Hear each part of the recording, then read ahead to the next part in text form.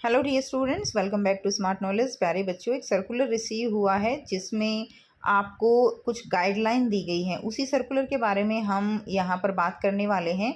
और इस सर्कुलर को देखते हुए एक कंक्लूज़न होता है जो काफ़ी बच्चों की क्वेरी है कि मिशन बुनियाद की क्लासेस होंगी या नहीं होंगी, रेमीडियल क्लासेस होंगी या नहीं होंगी।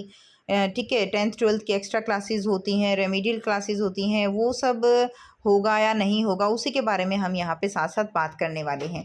तो यहाँ पे जो सर्कुलर दिया गया है वो है यहाँ पर school preparedness to prevent heat related illness.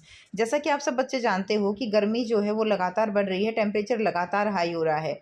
अगर हम बात करें इस सर्कुलर में जो लिखा हुआ है कि जो टेम्परेचर है दिल्ली में वो 40 डिग्री सेल्सियस क्रॉस कर रहा है ड्यूरिंग समर सीज़न। ठीक है, और इससे कह सकते हैं कि जो बच्चों की हेल्थ है या स्कूल में जो बच्चे पढ़ रहे हैं उन पर काफ़ी बुरा असर पड़ रहा है।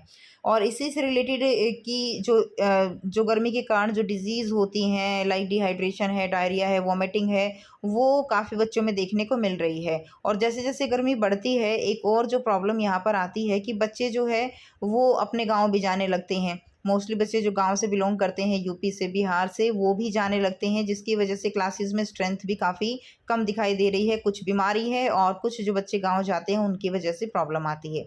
ठीक है, अब यहाँ पे जो दिया गया है कि डायरेक्टरेट ऑफ एजुकेशन की ओर से कि आप बच्चों को किस तरह से जो हीट टेम्परेचर बढ़ रहा है उससे कैसे आपको बचना है, उससे रिलेटेड कुछ गाइडलाइन दी गई हैं।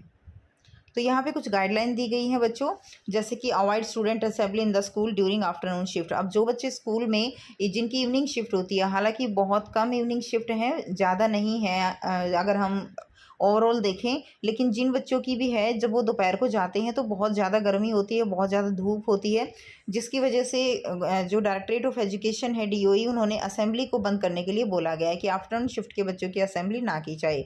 Ensure availability of drinking water, की जो ड्रिंकिंग वाटर है वो अवेलेबल होना चाहिए। Student should be given water break during classes, water break देना चाहिए ड्यूरिंग क्लासेस स्टूडेंट्स को। And sensitize students to cover their head, अपना जो बच्चे हैं उनको बताना होगा कि अपना बच्चे अपना अम्ब्रेला लेकर आएँ, हैट लगाएं, कैप लगाएं, टॉवल लेकर आएँ, जिससे कि जो एक्सपोजर है, डायरेक्ट एक्सपोजर सनलाइट का, उससे वो बचे रहें। Report any case of heat related illness to nearby health facility and hospital. अगर किसी बच्चे को इससे रिलेटेड प्रॉब्लम होती है तो उसको नियर बाय हॉस्पिटल ज़रूर लेकर जाएँ। तो ये सारी गाइडलाइन आपको दी गई हैं यहाँ पर। और चांसेस हैं कि अब की बार मिशन बुनियाद की क्लासेस या जो 10th 12th की रेमीडियल क्लासेस होती थी अब की बार नहीं होंगी, क्योंकि सारा जो स्टाफ है, आप कह सकते हो कि टीचर्स हैं, उनकी ड्यूटीज़ आ रही हैं। आप सब बच्चों को पता है कि जो लोकसभा के इलेक्शन है वो होने वाले हैं, 25 मई का इलेक्शन है, तो उससे पहले ड्यूटीज़ आती हैं। तो इससे क्या होगा कि बच्चे स्कूल में आएंगे भी सही तो टीचर्स की अवेलेबिलिटी नहीं होगी, क्योंकि टीचर्स सारे एंगेज रहेंगे ड्यूटीज़ के लिए। तो इसी चीज़ को देखते हुए चांसेस जो हैं अब की बार की मिशन बुनियाद और एक्स्ट्रा क्लासेस, रेमीडियल क्लासेस ना हों।